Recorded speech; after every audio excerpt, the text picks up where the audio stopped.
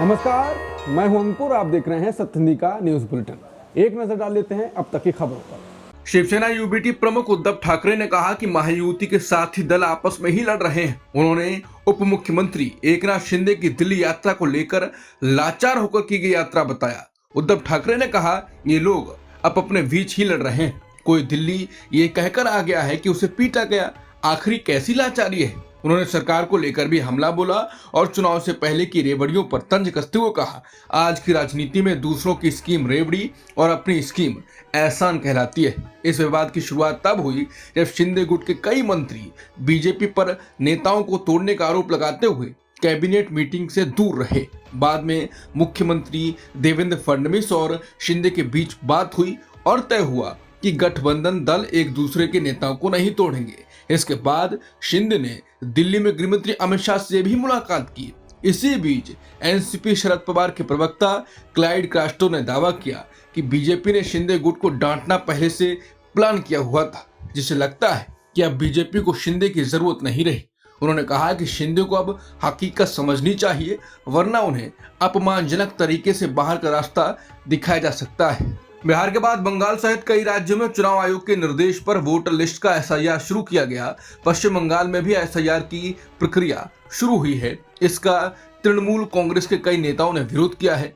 अब पश्चिम बंगाल के मुख्यमंत्री ममता बनर्जी ने राज्य में चल रही एसआईआर प्रक्रिया के संबंध में भारत के मुख्य चुनाव आयुक्त ज्ञानेश कुमार को पत्र लिखा है।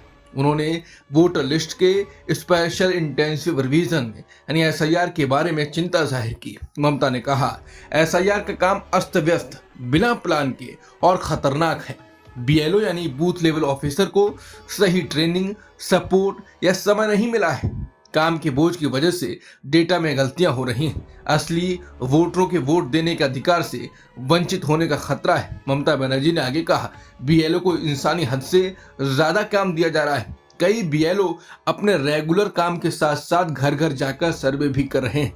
उन्हें सर्वर फेलियर, डेटा मिसमैच और सीमित ऑनलाइन सपोर्ट का सामना करना पड़ रहा है। देरी होने पर डिसिप्लिनरी एक्शन की धमकी दी जा रही है। बिना किसी वजह के कारण बताओ नोटिस जारी किए जा रहे हैं। सीएम ममता बनर्जी ने मांग की है कि एसआईआर को तुरंत रोका जाए। चुनाव आयोग जबरदस्ती के तरीके और डराना धमकाना बंद करे।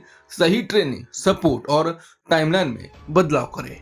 टीएमसी के सांसद साकेत गोखले ने सवाल उठाया कि यूआईडीएआई ने पश्चिम बंगाल के डीएक्टिवेटेड आधार नंबरों की सूची चुनाव आयोग को कैसे देती, जबकि पहले वो कह चुका था कि ऐसी स्टेट वाइज सूची मौजूद नहीं है। गोखले ने एक्स पर पोस्ट किया कि चुनाव आयोग और मोदी सरकार का यूआईडीएआई वोट चोरी के लिए मिलकर काम कर रहे हैं। उन्होंने दावा किया कि हाल ही में यूआईडीएआई ने 30 से 32 लाख डीएक्टिवेटेड आधार नंबर चुनाव आयोग को दिए हैं और कहा, ये नंबर मरे हुए लोगों के हैं। गोखले ने कहा, पिछले साल यूआईडीएआई ने उन्हें लिखित जवाब में बताया था कि उनके पास स्टेट वाइज और कारण वाइज डीएक्टिवेशन का डेटा नहीं है। यूआईडीएआई ने यह भी बताया था उस समय तक कुल 103 लाख आधार कार्ड डीएक्टिवेट किए जा चुके थे, जिनमें से 82 लाख उन लोगों के थे जिनकी मृत्यु हो चुकी थी। गोखले ने आरोप लगाया कि यूआईडीएआई ने मुझे लिखकर कहा था कि उनके पास राज्यों के हिसाब से डेटा नहीं है। फिर पश्चिम बंगाल के 30 लाख आधार नंबरों की सूची कहां से आई? इस बयान के बाद आधार डेटा और चुनाव आयोग की भूमिका को लेकर नया राजनीतिक विवाद खड़ा हो गया है। सुप्रीम कोर्ट के नए फैसले पर गुरुवार को कानूनी विशेषज्ञों और कई राजनीतिक दलों ने अलग अलग राय दी। मुख्य न्यायाधीश बीआर गवई की अगुवाई वाली 5 जजों की संविधान बेंच ने कहा कि राज्यपाल और राष्ट्रपति को विधायिका द्वारा पास बिलों पर मंजूरी देने के लिए कोई तय समय सीमा नहीं दी जा सकती है। साथ ही कोर्ट ने साफ किया कि राज्यपाल बिलों को हमेशा के लिए लंबित नहीं रख सकते हैं, यानी उनके पास असीमित अधिकार नहीं है। इस पर पश्चिम बंगाल विधानसभा अध्यक्ष विमान बनर्जी ने कहा कि अगर बिल अनिश्चितकाल तक अटके रहें तो उनका महत्व खत्म हो जाता है। उन्होंने कहा कि राज्यपाल के लिए तय समय सीमा होनी चाहिए, वरना चुनी हुई सरकारें ठहर जाती हैं। डीएमके ने फैसले को अच्छा निर्णय बताया। पार्टी नेता टीकेएस इलंगोवन ने कहा कि चुनी हुई विधानसभा ने अगर कोई प्रस्ताव पास किया है तो राज्यपाल को उसे स्वीकार करना चाहिए। सीपीआईएम के महासचिव एमए बेबी ने इस फैसले को चौंकाने वाला और निराशाजनक कहा। कानूनी विशेषज्ञों में वरिष्ठ वकील विकास पाहवा ने कहा, यह फैसला अप्रैल में दिए गए 3 महीने की सख्त समय सीमा वाले निर्णय को वापस ले आता है। उन्होंने कहा कि कोर्ट अब संवाद की जगह छोड़ रहा है, बजाय हर निर्णय पर समय सीमा थोपने के। उन्होंने इसे सही सुधारात्मक हस्तक्षेप बताया। सुप्रीम कोर्ट ने गुरुवार को राष्ट्रपति और राज्यपाल की बिल मंजूरी की डेडलाइन तय करने वाली याचिकाओं पर फैसला सुना दिया। कोर्ट ने कहा कि हमें नहीं लगता कि गवर्नरों के पास विधानसभाओं से पास बिलों यानी विधेयकों पर रोक लगाने की पूरी पावर है। सुप्रीम कोर्ट ने कहा, गवर्नर्स के पास 3 ऑप्शन हैं, या तो मंजूरी दें, या बिलों को दोबारा विचार के लिए भेजें, या उन्हें प्रेसिडेंट के पास भेजें। सुप्रीम कोर्ट ने कहा कि बिलों की मंजूरी के लिए कोई समय सीमा तय नहीं की जा सकती।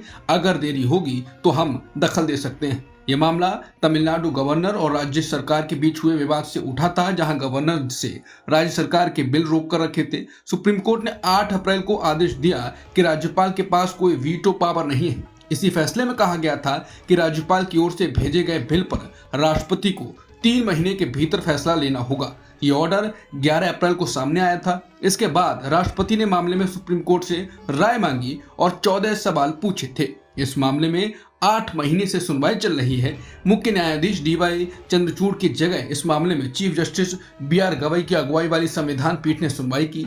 पीठ में जस्टिस सूर्यकांत, विक्रमनाथ, PS नरसिम्हा और AS चंद्रचूड़कर शामिल थे।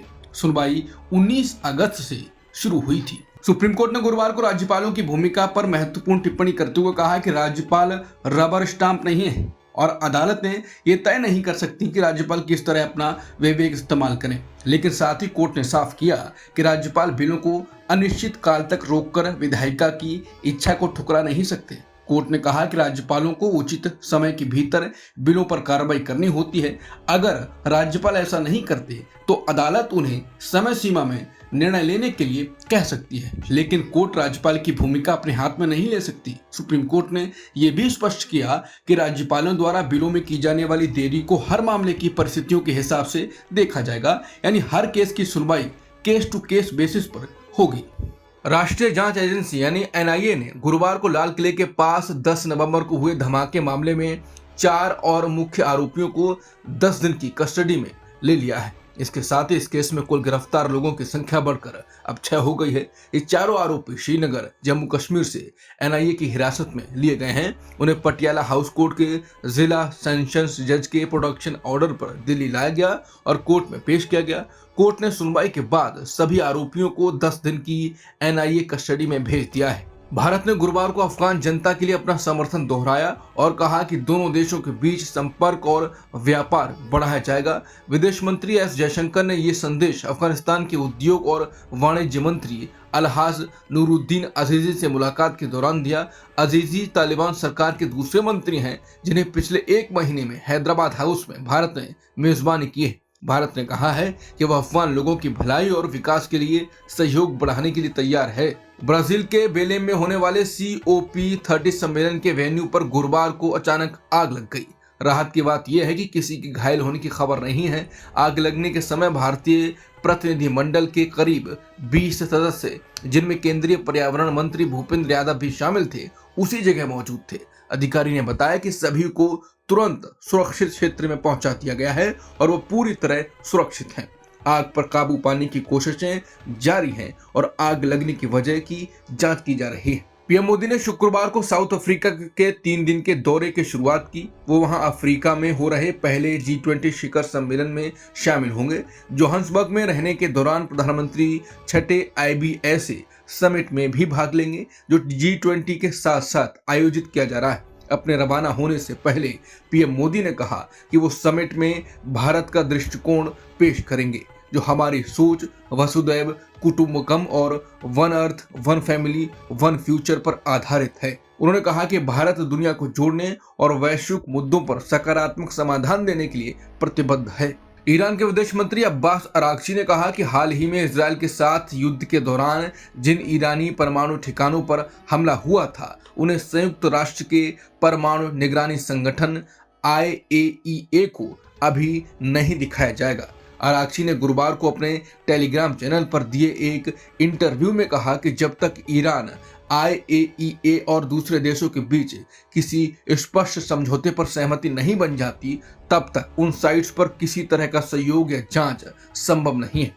उन्होंने ये भी कहा कि जिन सुविधाओं पर हमला हुआ है उनकी अपनी अलग कहानी है और जांच का फैसला तभी होगा जब सभी पक्ष किसी नतीजे पर पहुंच जाएंगे। अब तक की खबरों में इतना ही। बाकी खबरों के लिए बने रहिए सत्य हिंदी के साथ।